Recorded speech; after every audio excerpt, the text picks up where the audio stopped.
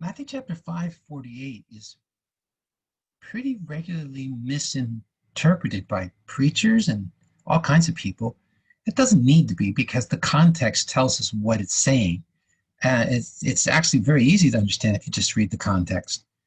You don't need to know Greek or Hebrew, or just need to know, well, Hebrew wouldn't help, but you just need to read what it says, the verses before. There is no context after, as far as I can see anyway. We move into chapter 6, and it seems like it's a different subject. So what we're going to do is I'm going to share my screen with you, and we're going to go there now on thebiblegateway.com, and I just typed in Matthew 5, and we're doing the New International Version. I'll go down to that verse. It's the last verse in the chapter. Be perfect, therefore, as your heavenly Father is perfect. Now, I've heard lots and lots of very good, very intelligent, very fine people who say, yes, that God's standard is perfection, and that in order to go to heaven, we have to be perfect. And that's what this passage is telling us. And actually, I don't think that's what this particular passage is telling us. It comes out to be the same thing, but I don't think that's what it's telling us, because I think the context tells us exactly what it's about. So if you look through this wonderful, wonderful chapter, we start off with Jesus teaching the people, blessed are the poor in spirit, those who mourn, those who meek. It's this wonderful passage about where true blessing comes, which is a different subject. And then it talks about salt and light, and salt and light is saying that you have to do good works. And when you do good works, people glorify God. It doesn't get you into heaven, but it gets other people into heaven. They see what you do and they say, why is this Christian so different? Why is this Christian loving people who hate him or hate her?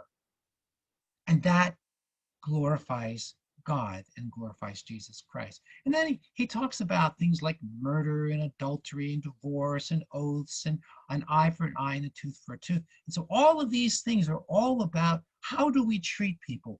And if it says you are the salt of the earth, what does salt taste like? Well, it tastes like people who forgive. It tastes like people who love. It tastes like people who serve. And Jesus describes what that looks like. Also, um, starting in verse 43, you've heard it was said, love your neighbor and hate your enemy. But I tell you, love your enemies, pray for those who persecute you, that you may be children of your Father in heaven. There's a clue right there to verse 48. Verse 48 says, be perfect, therefore, as your heavenly Father is perfect. Well, really, the whole chapter, especially verses 43 through 47, tell us how our heavenly Father is perfect.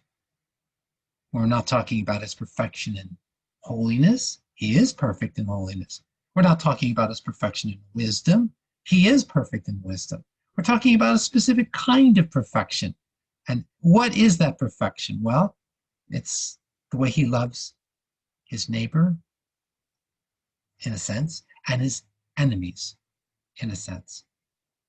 Because that's what verses 45, 46, and 47 explain.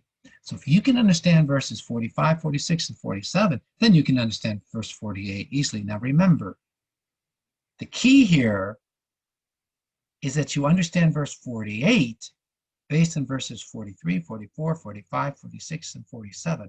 The whole chapter is saying the same thing, but really you need to stick with verses 43, 44, 45, 46, and 47 to understand what verse 48 means.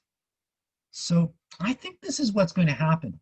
If you force yourself to look at the context, there's only one possible thing that the perfect can mean in verse 48, because it says be perfect. Well, what's my example of what perfect is? Well, as your heavenly Father is perfect. Follow his example. What is his example? Verses 43, 44, 45, 46, and 47. Okay? So I think that should make sense to you. This is a real simple discussion we're having here, but honestly, this is really the whole thing. It's really all we're talking about, okay? Have a great day.